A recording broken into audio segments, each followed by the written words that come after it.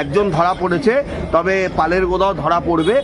খুব তাড়াতাড়ি দেখতে থাকুন। ওই পশ্চিমবঙ্গের যুবরাজ না কবিরাজ অভিষেক বন্দ্যোপাধ্যায়, যাকে যুবরাজ বলা হতো এখন ধান্দাবাজ বলা হয়, সেও আমার মনে হয় খুব তাড়াতাড়ি জেলের পেছনে ঢুকবে।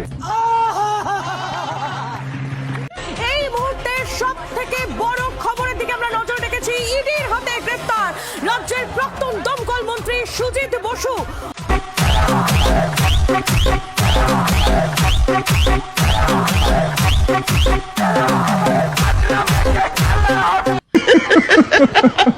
এই মুহূর্তের বড় খবর, অভিষেক বন্দ্যোপাধ্যায়ের বিরুদ্ধে এফআইআর দায়ের। বিধাননগর সাইবার ক্রাইম থানায় এফআইআর রুজু রাজ্য পুলিশের। নির্বাচনী প্রচারে উস্কানিমূলক বক্তব্যের অভিযোগ।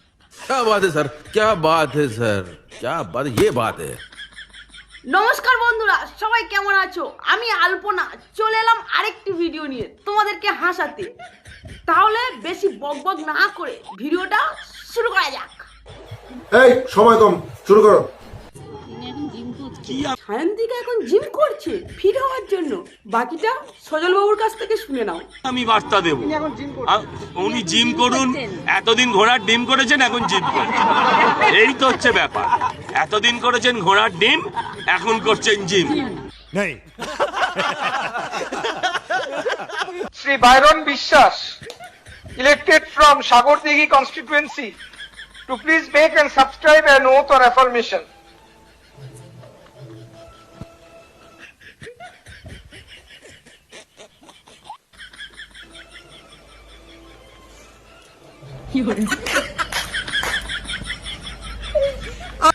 বাচ্চাটা ভাবলো মুখ্যমন্ত্রীকে প্রণাম করলে যদি একটু চেয়ে দেখে, কিন্তু আমাদের মাননীয় মুখ্যমন্ত্রী বুঝিয়ে দিলেন যে বেশি তেল দিতে হবে না, ওদিকে চলে যাও।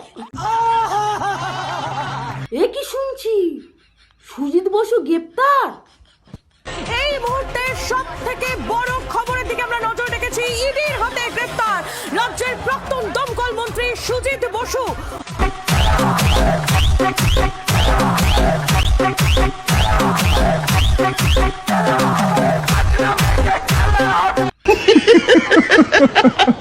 তৃণমূলদের গুন্ডামিগুলো দেখো একবার। ভোট দেওয়া যাবে না।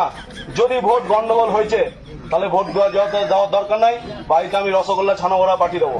আর আমাদেরকে জিতিয়ে যদি কাজ করাতে হয় প্রত্যেকটা বিষয়ে, পাড়ার ছেলে পাড়ার লোক যারা তৃণমূল করে মানুষের পাশে থাকে 24 ঘন্টা, তাদেরকে ভোট দিতে হবে। এবছর যেন ভোট নষ্ট না হয়, পরিষ্কারভাবে বলে দিচ্ছি। খাতা এন্ট্রি করা থাকবে, কোন বাড়ির কে ভোট দিচ্ছে আমরা সব পুরো মোটামুটি আমাদের ক্যামেরা থাকবে। এবার যা ভোট হবে সব লাইভ হবে। আগামী দিন পশ্চিমবাংলায় কে মুখ্যমন্ত্রী হবে সেটা মুসলমান ঠিক করবে। আপনারা কি বলছেন? ভারতবর্ষে 40 কোটির উপর মুসলমানের বসবাস। বাংলাদেশের মুসলমানদের সংখ্যা কত? 19-20 কোটি। পাকিস্তানের কত? 25 কোটি। সেই দিক দিয়ে ভারতবর্ষে মুসলমানদের সংখ্যা 40 কোটিরও বেশি। এই বাংলায় 4 কোটি 26 লক্ষ মুসলমানের বসবাস, 2 কোটি 82 লক্ষ ভোটার। অতীতে কে মুখ্যমন্ত্রীর তত্ত্বে বসবে তার নির্ণায়ক শক্তি বাংলার মুসলমান।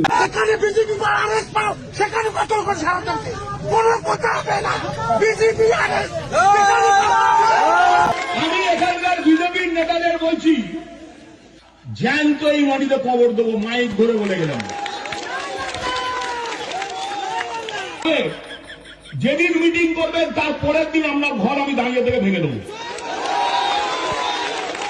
আমি 2021-এ দিদি আমাকে বারণ করেছিলেন বলে আমি ছেড়ে দিয়েছিলাম।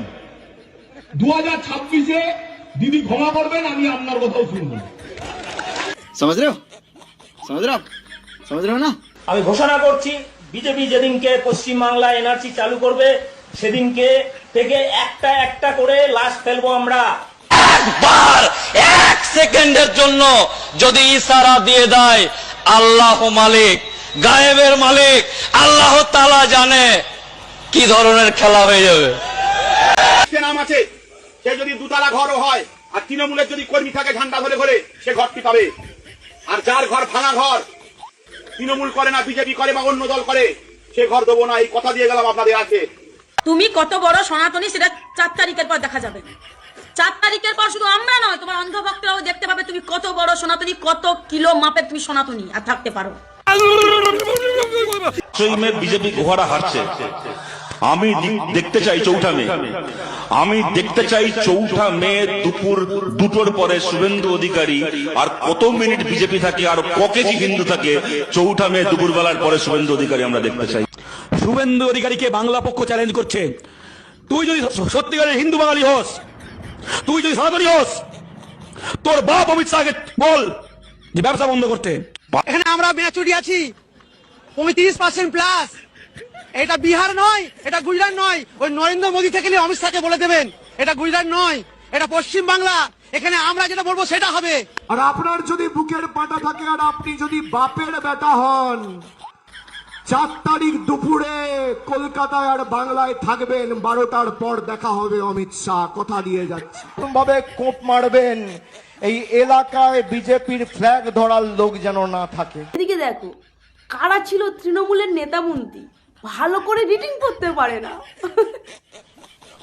আমি ভাইরান বিশ্বাস, পশ্চিমবঙ্গের বিধানসভার সদস্য নির্বাচিত হইয়া ঈশ্বরের নামে শপথ করিতেছি সত্যনিষ্ঠা সহিত।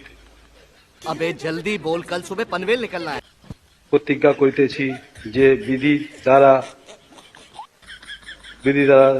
সব मुंह से सुपारी निकाल के बात कर रहे बाबा।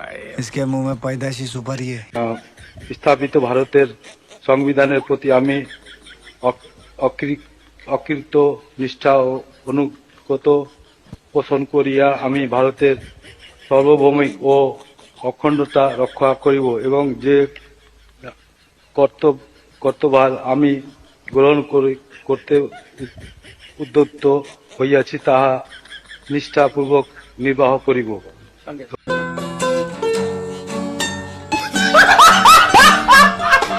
বলছি দেবদা, তুমি এই চোরেদের রাজনীতির মধ্যে থাকতে চাও কি? এই রাজনীতির মধ্যে আমি থাকতে চাই না। কি দেবদা, টাকা পয়সা সব লুট করে নিয়ে রাজনীতি থেকে পালাচ্ছ নাকি? যদি প্রমাণ করতে পারে আমি টাকা নিয়েছি, আমি শুধু রাজনীতি নয়, আমি ইন্ডাস্ট্রি ছেড়ে দেব। তুমি প্রমাণ করো যে তুমি চোর না। যারা চুরি করেন তাকে প্রমাণ করতে হবে তুমি চোর না। 100 বার প্রমাণ করতে হবে যে তুমি চোর না, এটাই আমাদের দাবি। কিন্তু যারা এই দাবিগুলো করছেন তারা যদি প্রমাণ না করতে হয় তারা কি রাজনীতি ছাড়তে পারবে? এটা তো বলতে পারবো না, তবে একটা কথা বলি, টিএমসি দলটা কি তোমার বাপের? দলটা আমার বাবা। আচ্ছা পিসি, বলছি যারা গরু চুরি করছে তারা তো সবাই ধরা পড়ছে, তুমি তাদের জন্য একটা উপায় বার করে দাও না। কে কোন দিক থেকে গরু চুরি করে নিয়ে আসবে? সবার প্রথমে আসি দেবদা। দেবদা কোন দিক থেকে গরু নিয়ে আসবে? উত্তরপ্রদেশ থেকে গরু পাঠাবে, আর সোহমদা? তুমি রাজস্থান থেকে বাংলার হাটের মধ্যে পুরুষ পাঠাবে, মিমি কোথা থেকে আনবে? তুমি বিহার থেকে পাঠাবে। আরে বাহ, এ কি শুনছি, অভিষেক ব্যানার্জি অ্যারেস্ট হতে চলেছে? কি বলছে শুনুন, কলকাতা হাইকোর্টের শ্রমিক বাগচি। এখন যা পরিস্থিতি, যে কোনো মুহূর্তে যে কোনো দিন উনি কিন্তু অ্যারেস্ট হতে পারেন, এবং অ্যারেস্ট হলে কিন্তু তার বাকি যে রাজনৈতিক জীবন সেটাও কিন্তু হয়তো জেলেই কাটাতে হবে। সোনা পাচার, কয়লা পাচার, সাথে সাথে চাকরি চুরির দুর্নীতিতে জড়িয়ে গেছে অভিষেক ব্যানার্জি। এখন একজন ধরা পড়েছে, তবে পালের গোদাও ধরা পড়বে খুব তাড়াতাড়ি। দেখতে থাকুন। ওই পশ্চিমবঙ্গের যুবরাজ না কবিরাজ অভিষেক বন্দ্যোপাধ্যায়, যাকে যুবরাজ বলা হতো এখন ধান্দাবাজ বলা হয়, সেও আমার মনে হয় খুব তাড়াতাড়ি জেলের পেছনে ঢুকবে। কিন্তু আমার যেটা মনে হয় যে মমতা বন্দ্যোপাধ্যায়ের থেকেও সব থেকে বেশি দুর্নীতি করেছেন অভিষেক বন্দ্যোপাধ্যায়, যার নাম বারবার উঠে আসছে। অভিষেক বন্দ্যোপাধ্যায়ের এত দুর্নীতি রয়েছে, মমতা বন্দ্যোপাধ্যায় সুপ্রিমো, কিন্তু অভিষেক বন্দ্যোপাধ্যায় অবধি বারবার ইডি পৌঁছেছিল, বারবার সিবিআই পৌঁছেছিল। আপনারা জানেন লিপস অ্যান্ড বাউন্সের কেসে, অন্যান্য দুর্নীতি মামলায়, তারপরে হচ্ছে আপনার সোনা পাচার মামলায় বারবার অভিষেক বন্দ্যোপাধ্যায়ের নাম উঠেছে। এমনকি শিক্ষা দুর্নীতির টাকা নেওয়ার কেসেও অভিষেক বন্দ্যোপাধ্যায়ের নাম উঠেছে। সুতরাং অভিষেক বন্দ্যোপাধ্যায়কে যত তাড়াতাড়ি ইডি বা সিবিআই তাদের স্ক্যানারে নিয়ে এসে দোষ কবুল করিয়ে গ্রেপ্তার করতে পারবে। তোমাদেরকে একটা ভিডিও দেখায়, ভোটের আগে রাস্তায় কাজ হচ্ছিল, কাকা কাকিমার মাথায় তুলে দিল, কাকিমা কালো জামা লুঙ্গি পরা লোকটার মাথায় তুলে দিল, আর লুঙ্গি পরা লোকটা ওখানেই ফেলে দিল। বাহ, জোর কদমে কাজ হচ্ছে।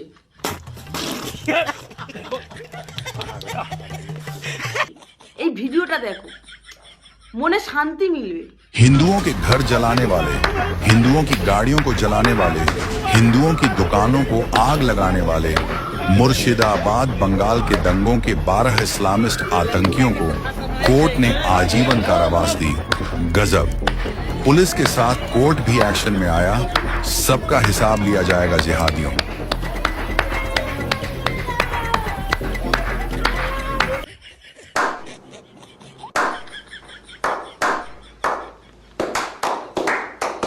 অভিষেকের বিরুদ্ধে এফআইআর দায়ের হয়েছে। আর আজকে যে খবর পাচ্ছি আমরা, অভিষেক বন্দ্যোপাধ্যায় সেই মন্তব্যগুলোর জন্যই তার বিরুদ্ধে এফআইআর দায়ের হয়েছে। বিধাননগর সাইবার ক্রাইম থানায় এফআইআর রুজু রাজ্য পুলিশের তরফ থেকে। যে কটা ধারা হয়েছে, ধারা দেওয়া হয়েছে, তার মধ্যে বেশ কয়েকটা জামিন অযোগ্য। আরো ডিটেল নেব কোন কোন ধারা এবং রাজনৈতিকগতভাবে কতটা সিগনিফিকেন্ট। অনির্বাণ সিনহার কাছ থেকে। অনির্বাণ, দেখো শুভ, আজকে বিধাননগর থানাতে একটি মামলা রুজু করা হয়েছে, যাতে ভারতীয় ন্যায় সংহিতার 192 নম্বর ধারা, 196 নম্বর ধারা, 351 ধারা, 353 1 ধারা, 123 ধারা এবং 125 নম্বর ধারায় তার অভিষেক বন্দ্যোপাধ্যায়ের বিরুদ্ধে মামলা রুজু করা হয়েছে। এর মধ্যে শেষ দুটো অর্থাৎ 123 এবং 125 দুটো রিপ্রেজেন্টেশন অফ পিপলস অ্যাক্টের ধারা। আজকে রাজীব সরকার নামে জনিত ব্যক্তি, তিনি তার করা অভিযোগের ভিত্তিতে এই মামলা রুজু করা হয়েছে। যে মামলাতে নির্বাচনের প্রচার চলাকালীন পর্বে অভিষেক বন্দ্যোপাধ্যায় যে সমস্ত মন্তব্য করেছেন, রাজীব সরকারের বক্তব্য অনুযায়ী যে মন্তব্যগুলো হিংসাতে প্রণোদনা জুগিয়েছে অর্থাৎ ইনস্টিগেট করেছে, এবং যে মন্তব্যের জেরে আরো ভয়ঙ্কর রকমের হিংসাত্মক ঘটনা ঘটে যেতে পারত বলে তিনি শঙ্কা প্রকাশ করছেন। সঙ্গে থাকো। এই মুহূর্তের বড় খবর, অভিষেক বন্দ্যোপাধ্যায়ের বিরুদ্ধে এফআইআর দায়ের। বিধাননগর সাইবার ক্রাইম থানায় এফআইআর রুজু রাজ্য পুলিশের। নির্বাচনী প্রচারে উস্কানিমূলক বক্তব্যের অভিযোগ। অভিষেক বন্দ্যোপাধ্যায় নির্বাচনী প্রচারে বেশ কয়েকটা মন্তব্য করেছিলেন, যা নিয়ে তখনই চর্চা হয়েছিল। বেশ কয়েকটা শব্দ প্রয়োগ করেছিলেন রূপকের আড়ালে। তখনই অনেকে প্রশ্ন তুলেছিলেন, তৎকালীন শাসক দলের সর্বোচ্চ নেতৃত্ব এই ধরনের রূপক ব্যবহার করে কোনো মন্তব্য করতে পারেন কি পারেন না তাই নিয়ে। আর যে খবর আমরা পাচ্ছি, অভিষেক বন্দ্যোপাধ্যায়ের বিরুদ্ধে এবার এফআইআর দায়ের হয়েছে বিধাননগর সাইবার ক্রাইম থানায়। এফআইআর রুজু রাজ্য পুলিশের তরফ থেকে। কি ধরনের মন্তব্য অভিষেক বন্দ্যোপাধ্যায় সেই সময় করেছিলেন একবার শোনাই। সবসময় উদারতায় বিশ্বাস করি না। যারা 5 বছর ধরে অত্যাচারিত করেছে বাংলার মানুষকে, আইন সবার জন্য এক। আমরা সবাই আইনকে শ্রদ্ধা করি, গণতন্ত্রে বিশ্বাস করি। কিন্তু যেখানে যেখানে এরা বেশি লাফালাফি করবে, শান্তি সম্প্রীতি শৃঙ্খলা বজায় রেখে এবার রবীন্দ্রসঙ্গীতের সাথে একটু ডিজেও বাজবে। কেউ শালীনতার গণ্ডি বেরোবেন না। আমরা বদলা নয় বদল চাই স্লোগান দিয়েছিলাম 11 সালে। তাই যারা বলছে পাল্টানো দরকার, আগামী দিন পাল্টানোর জন্য প্রস্তুত থাকুন। এই বাংলার মাটিতে এসেই জয় বাংলা বলতে হবে। আজকে এই অঙ্গীকার আমাদের সভা থেকে বাস হাওয়া নিকল গই। তো বন্ধুরা, ভিডিওটি আমি এখানেই শেষ করছি। ভিডিওটি কেমন হয়েছে জানিও। ভালো লাগলে একটা লাইক, একটা সাবস্ক্রাইব করে দিও। টাটা।